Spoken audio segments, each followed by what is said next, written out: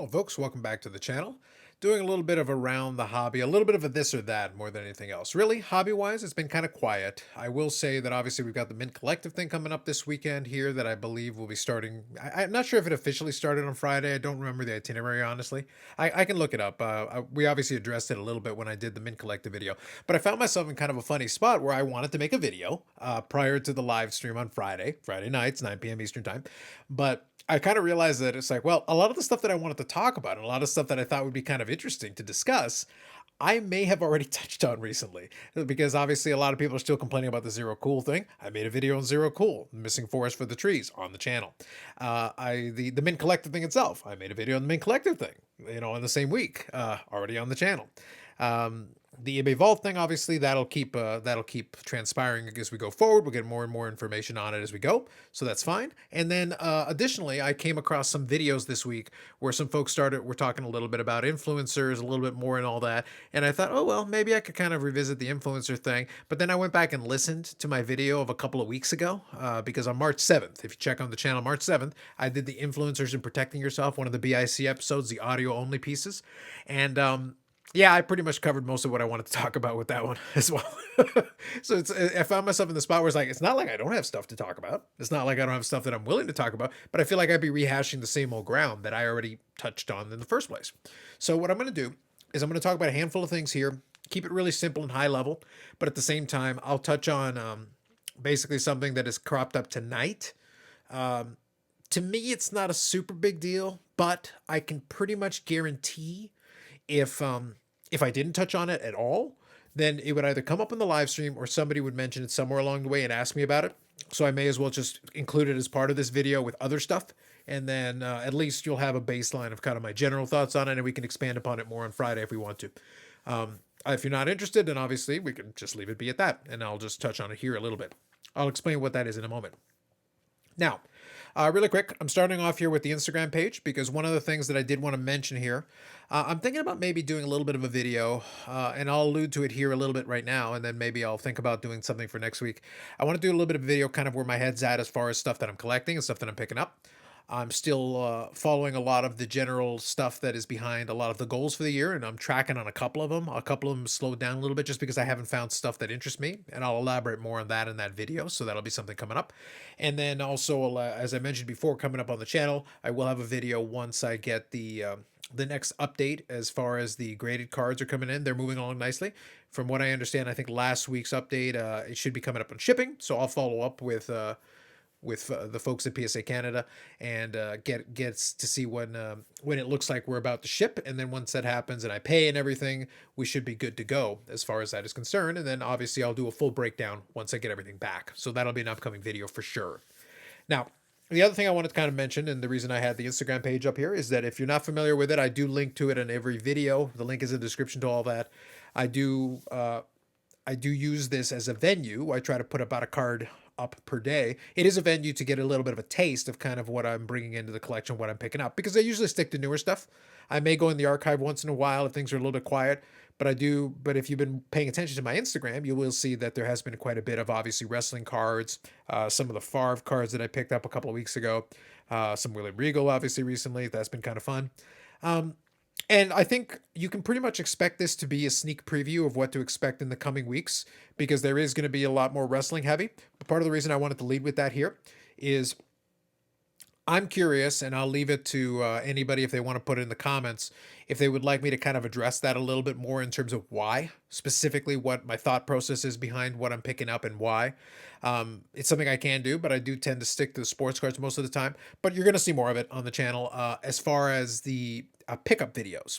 Outside of that, if you have any interest in it, let me know, and I can talk about it a little bit more. Obviously, I did the the discussion with Billy Cilio when the AEW product was coming out, and when the next AEW product is coming out a little bit closer, I will reach out to him to talk about that, because obviously I am a wrestling fan and I do enjoy the cards, but I don't spend too much time talking about them. I only talk about them when it makes sense or when there's something specific I want to address. So if you do want to know about that, let me know, and I can put together a video for that. It's not going to dominate the airwaves here, but since you are going to see more of it in the pickup videos, I should at least address that, because right now that's what I'm picking up, because that's what I've been seeing. Although I have been able to secure some very nice Medano cards that'll be a lot of fun. Obviously, you're seeing one right here.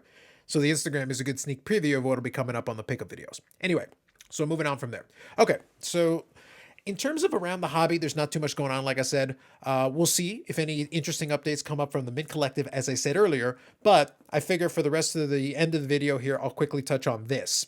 So this is from Layton Sports Cards, and this is tonight. So what they did is they did the biggest break of all time, quote unquote. And I'll come to that in a second. I've got it on the other tab. And specifically, it was a break of I think it's flawless basketball or something. I can't remember. To be honest, I don't care. It's basketball. I'm not too into that space. However, the big thing was obviously it was a super mega break, and it was a collaborative effort with them and I guess Blez Cards, I believe, is the other breaker that was involved in it. So they're kind of both doing that. Now, this in and of itself obviously would draw a lot of attention, and they're doing it in Vegas from what I recall here, I believe. Now, this is where it gets interesting though, because Layton has been around a little while, and they're in the space, but whatever controversy comes out of it is pretty much going to be based on what I'm going to talk about here in a minute. And it pretty much is summed up in this statement that is a little bit vague, but I'll give you a little detail and I'll come back to the statement. So I'll read it to you. So Layton Sports Card respects that there are many different kinds of breakers. This is them being very polite. We have a long-standing tradition of being family-friendly, and you can probably see where I'm going with this, and we remain true to those principles. That said, please recognize that tonight's break, in collaboration with another breaker, I do enjoy that they don't even name them. That's kind of fun. It's not a typical break for us, which always bodes well. There are many people and sponsors involved. Oftentimes, models are hired in the hobby for different purposes. So you get where we're going with this. However, it is not a practice of Layton Sports Cards to use models in a way that objectifies them. This can be seen in our 10 years worth of videos. We pride ourselves on being leaders in the industry when it comes to inclusivity. We regret that tonight's event in Las Vegas, so it was Las Vegas, does not represent the principles that we strive to uphold. So right from the statement, you pretty much get the gist. And I'll flip over to it, but I'm not going to spend too much time on it. I'm not going to stay there because if you all want to check it out yourself, you can. I'll include a link to the break. I don't know if it'll be up in a day or two, but Lord knows, I have no idea. But regardless, I'll make sure to. I'd be remiss if I didn't cover it, and then I'll come back to the tweet here while I give my thoughts. So really quick, I'll switch over to it. So there you got two of the models there, two of the ladies hanging out in front of the cases, just basically chilling and being models in front of cases. And this is obviously what set people off. And you can see the chat still going. It's still active as I'm talking, and they're pulling more stuff. And then you got Layton Sports Cards and, like I said, Blez. All right, so that's enough. You can take a picture. It lasts longer. Anyway, so as far as the statement is concerned, obviously they were trying to cover their bases because the reaction to it hasn't been universally positive, let's say. And the chat itself was moved to basically members of the YouTube channel. So they kind of want to cover their bases because, technically, if you saw, the ladies are wearing skimpy tops and it's Las Vegas. I don't know if any of you have ever been to Las Vegas. All I'll say is I went there for my 30th birthday. It was a good time. And you can decide for yourself, how truthful my next statement is. We did not get into the level of debauchery that was possible in Las Vegas. But all I'll say is this. It would not have been difficult, not difficult in the slightest, to end up in a lot of places where, trust me, that would be very conservative attire in a lot of those locations and places. Not my scene per se, but there are plenty of opportunities if you want to get in trouble in Las Vegas. I can assure you of that. And again, it's Las Vegas. So not shocking. Not shocking that, I guess, Blez was the one who led the charge on including the ladies as part of it. So again, the models that they're referencing there. And there's plenty of opportunities for that, especially in the venue that they were at. Now, overall, I do think it is very much an overblown reaction to it. I do understand. They do kind of mention the inclusivity, but honestly, more than anything, I guess the big takeaway here for Layton was that they were uncomfortable with the presentation, given that they've strived to do more of a family-friendly atmosphere, and obviously that would play against it. And then they find themselves stuck in the situation where they're kind of doing a collaboration with a breaker who does not have the same amount of concern, but at the same time had no qualms about setting that up. And then they're kind of already there with sponsors, they're expected to do a certain thing, and they found themselves uncomfortable with what it was. With all that said, it's very difficult to be sympathetic given that you agreed to it, and also the fact is you did have the opportunity to walk away if you wanted to. But I do understand from a business perspective that it's not necessarily something that you'd want to be doing. I do think, like I said, the reaction is a little bit overblown, but understandably, some people did not react well to it. And I'll quickly scroll down. You can see here, some folks are replying back, getting cute with their replies, coming up with their own version of it. Scrolling down, Let's see. This is the response here. It's just a draft. It's Vegas. Wouldn't expect anything different because, like I said, you're going to get both sides of the argument here. And then basically, Troy here says it. Could have just said you weren't moving forward to the break until they were gone. So you did have a choice to basically address it. I think it does play to a bigger problem that is a lot of folks collaborate with people without really vouching for if your intentions and values align. Basically, if you're going to do this big break, the biggest break of all time, et cetera, and promote it as such, you probably need to be on the same page in terms of what you're going to do as far as presentation, as far as what you intend to do, and as far as how you want to approach doing it, how you're going to flip back and forth between you, because from the little bits that I saw, they would kind of take turns doing a couple of boxes, and then it would flip over to the other group to do a couple of boxes, and that's how the collaboration was set up. And if you weren't comfortable with having models and doing all that stuff in that pomp and circumstance that way, maybe you could have proposed an alternative way, or basically said, like, look, we're not going to do it if that's going to be part of it.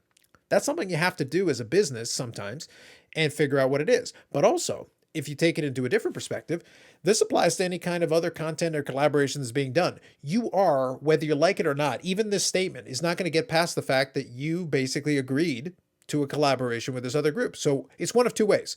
Either indirectly you were okay with it, and now you're kind of trying to save face, or you didn't really vet who you were going to be doing the collaboration with, and you're just like, oh, well, we'll see what happens. It should be fine.